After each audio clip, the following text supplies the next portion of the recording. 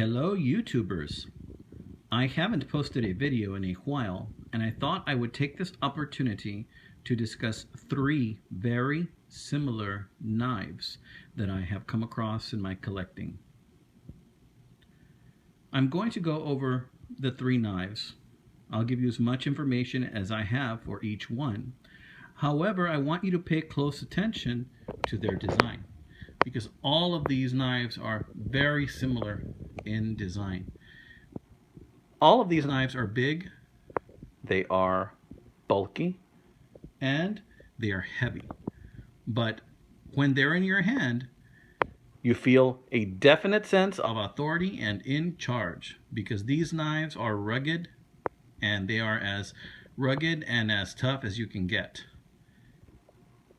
So I'm going to start with the first knife. I will first move some of these out of the picture.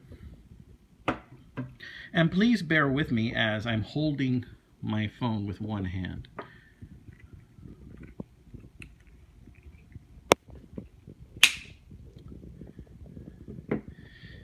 Now, as you can see, that blade is a little bit rough to get out, but this knife is actually an Edgemark Explorer Professional. One of the attributes I like about this knife is the shape of the blade. It has this type of scimitar shape to it that I like very much. We have brass and wood handles that are very nice. Again, this is a beefy knife. This is bigger than a 110 or a LB8. This is a lot of knife to handle. It's heavy. If you're considering a knife like this for EDC, I can tell you that very few people will have one like it. Depending on your knife restriction laws for your local area, you may be able to carry one of these or you may not, so please check. But I believe these were around in the 70s. It is called an Edgemark Explorer Professional. Now, Edgemark is a Japanese brand. They make lots of other knives in different sizes. This is my favorite of all of those. And if you look over here, you can see we have a nice stainless steel shine. Once again, this is an Edgemark Explorer Professional. Very well built knife, brass liners. This is a lockback design that is very sturdy. This was somebody's work knife for a while, I can tell. Now it arrived in my collection. Well, it's been a bit of a safe queen for a while, but I do collect knives.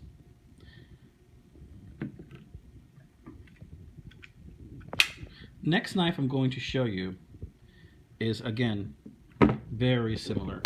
This one is called a Bear Hunter. Note that this one has stag handles. Very nice curve on those stag handles. A beefy knife. The manufacturer for this knife is Bear Hunter. I'm not sure if, I believe that might be Pakistan manufacturer, but again, it is a very sturdy knife. This is the kind of large and in-charge knife that you can show your friends, and if you go hunting, you can pull this bad boy out, and I guarantee you someone will want to look at this bad boy because it just seems so extreme and it seems so rugged. This is Solingen steel, 440 stainless. It's got some, I believe it's either antler or bone on it. It's very thick and very nice to hold. Feels great in the hand. You definitely feel as though you're in charge with this knife. Definitely feel like you can get whatever job done that you have. Again, very heavy for EDC purposes. The third knife that I'm going to show you is also the same basic design, but it is a Frost. And this one has a smooth bone handle. It's really pretty. I was so lucky. I picked this knife up at a yard sale. I'm sorry, not a yard sale, a flea market in San Antonio. And the gentleman wanted $15 for it, and I had just seen one on eBay going for $99 with that was scrimshawed, but this one is not scrimshaw. It is a white bone handle. Has a little crack there in one of the pins, as you can see. I did have to have it. It was my birthday, so it was my little treat for me. This one is made by Frost, as you can see. This one has the Frost cutlery emblem right there. Very nice shine to it. Again, Solingen steel. So what I'm going to do now is I'm going to give you a comparison with these guys close to each other. Here we have both Solingen steel, basically the same blade. Probably both Pakistan made, but very sturdy, very, very good rugged knives. Again, please excuse my shakiness. I'm trying to hold the phone with one hand. The one that's a little bit different from all of these is the Edgemark Explorer, Japan. Now, even though it is not marked Japan, Edgemark Explorer is a Japan label. Really like these three knives. More than likely, I will not get to use these knives up in my lifetime, but I will be pleased to be their caretaker until my time comes. Again, just to let you know, these are out there. I don't see these very often anymore, but this particular shape, as I said, feels great in the hand. Can't go wrong ergonomically with this knife. They all have deep finger grooves in them. Very easy to hold. Feels great. Each one of these is pretty sharp also. And like I said, I am not the original owner, so they have sharpening marks from previous owners, but they're good knives. If you're going to carry this, you're going to need a big sheath if you're not going to put this in your pocket, because this will take up a lot of real estate in your pocket.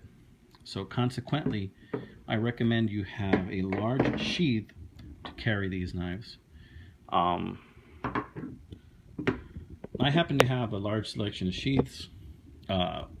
Before I had a large selection, I actually made one that would accommodate it, only because I knew that I needed to have this thing in a sheath.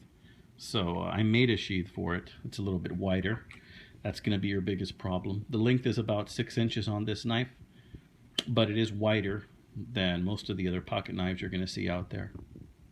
Good looking knives, different brands. We have Edgemark Explorer, Bear Hunter, and Frost. And they're all basically the same knife with a few minor exceptions.